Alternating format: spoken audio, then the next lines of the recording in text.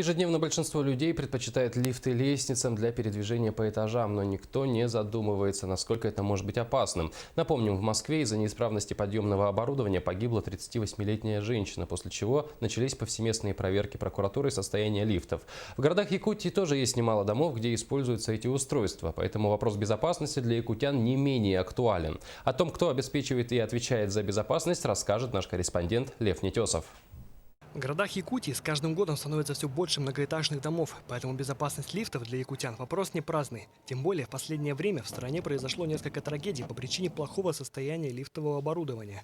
Главный инженер Союз Лифтмонтаж утверждает, что техническое состояние лифтов в Якутске на данный момент в норме.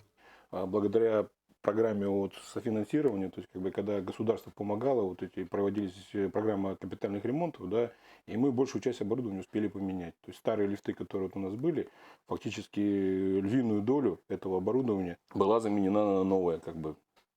На сегодняшний день таких адресов осталось очень мало.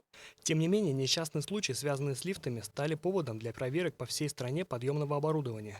Нарушения выявили почти везде по стране, и Якутия не стала исключением.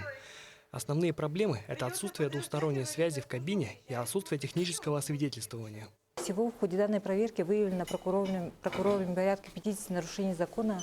Для их устранения руководителям управляющих организаций внесено 20 представлений. В отношении виновных лиц возбуждено 19 дел об административных правонарушениях, объявлено 14 предостережений о недопустимости нарушений закона. За исправность лифтов отвечает организация, которая непосредственно занимается эксплуатацией. Чаще всего это управляющие компании. Есть у нас диспетчерские службы, жители знают эти телефоны, если что-то не работает, они обращаются к нам, а мы уже, соответственно, к нашим подрядчикам. Управляющие компании, соответственно, остаются содержание лифта в чистоте, работа с жителями, чтобы жители варварски не относились к своему же имуществу.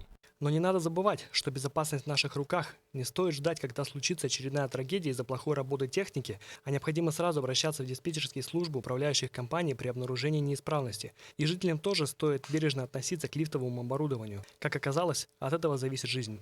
Лев Нетесов, Василий Слепцов, Иван Семенов, НВК «Саха», Якутск.